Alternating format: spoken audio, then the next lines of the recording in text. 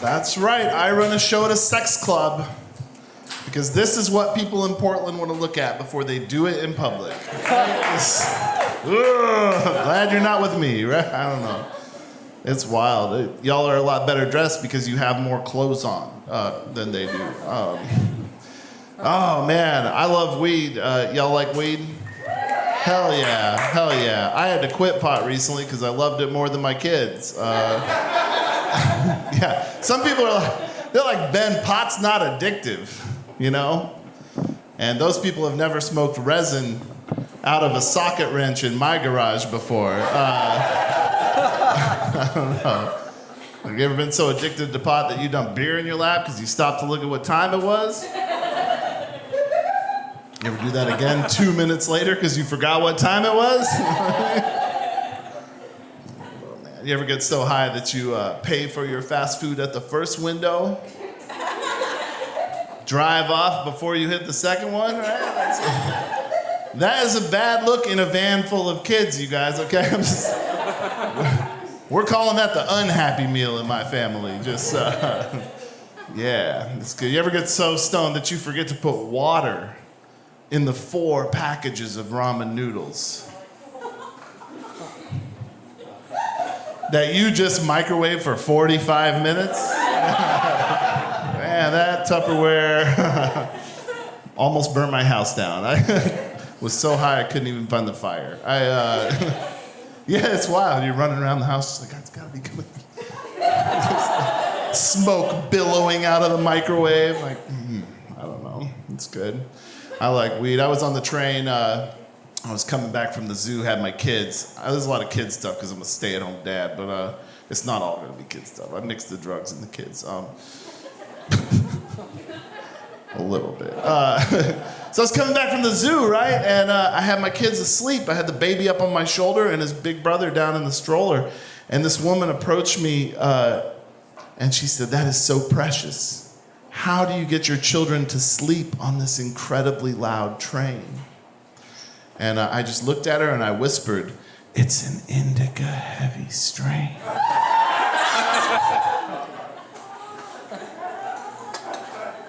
Now, sure, I'm gonna have to wake and bake him, lady. Come on, get out of here. I don't know. It's wild. Anybody think pot can cure cancer? Nope, maybe one. All right. It's just us. Yeah, I think it can. Here's how it works. You take a large enough dose of THC that you get the tumor so stoned that it loses the motivation to do anything at all. It's like, I'm gonna kill this guy tomorrow. And if you can do that for long enough, y'all, it's not even gonna know what a pancreas is. You know what I'm saying? Like, Metasta what? We're gonna pack another bowl first. That's what we're doing. It's gonna be good. It's gonna be real good.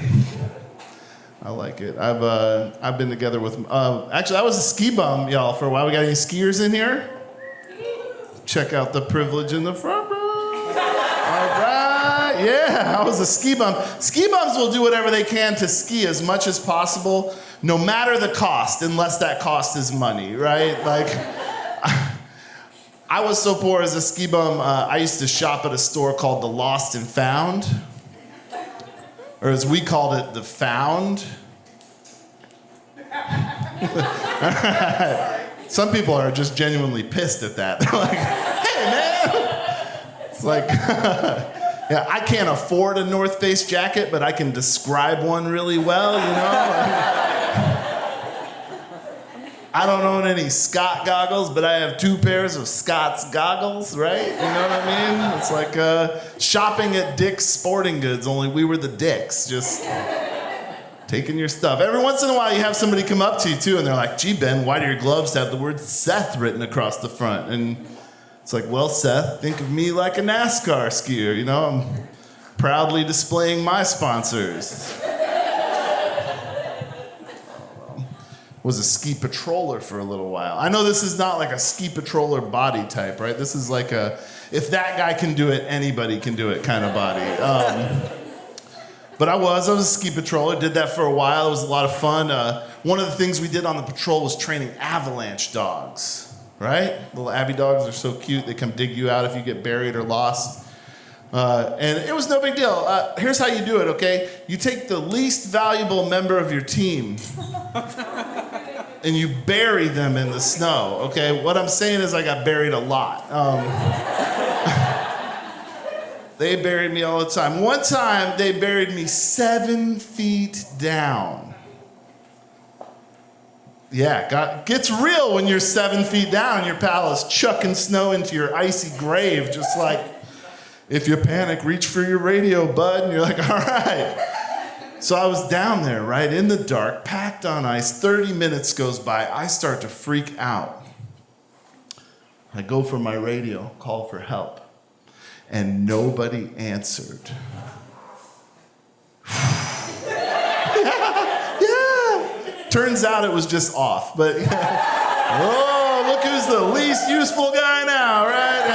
Down here. Yeah, I freaked out, y'all, like you do, because now with my radio gone, my closest hope for survival was a dog that didn't know how to do its job yet. You know what I mean? And it blew the problem. It caught my scent. It bypassed 2 other people and came and dug me out first. Got me out first, caught my scent, 7 feet down, pulled me out of that hole. Who knew that not showering was an evolutionary advantage? You know what I mean? Yeah, it's good. It's real good. We also threw a lot of bombs, a lot of explosives out there. And when I got hired, they asked me, how's your skiing ability? I said, great. They were like, how's your medical knowledge? I said, it's really good. And they said, nobody ever asked me if I could throw. I can't throw, you guys. Like in baseball, if you can't throw it into home plate, you're going to lose. And you're going to shake hands with the other team.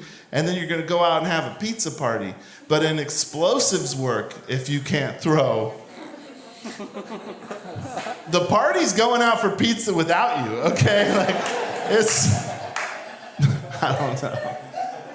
Yeah, it's wild. I got up on the ridge, the guy that was training me took off his glove, he only had 3 fingers. This is not gonna end well for either of us. I've been together with my wife for 15 years, y'all. Yeah, thank you. Thank you. In a monotonous relationship. You know what I'm saying. It's good. Lately, we've been doing a little role playing to sort of get in the mood, keep it fierce and strong in our relationship. The other night, we did a doctor scene. Yeah, so I went into the bedroom and I waited.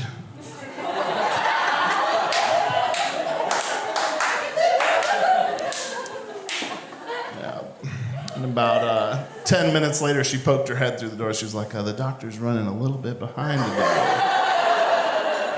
She'll be in a minute. And I was like, I made this appointment 3 months ago. Not going anywhere. Finally, you guys, finally. She came in, she goes, how can I help you? I said, Dr. Feelgood, thank God you're here. I have the worst pain down here and I need you to heal me. And she just looked at me and goes, your insurance doesn't cover that. I mean, you guys have been amazing. Please welcome back to the stage your very funny host, Amanda Arnold.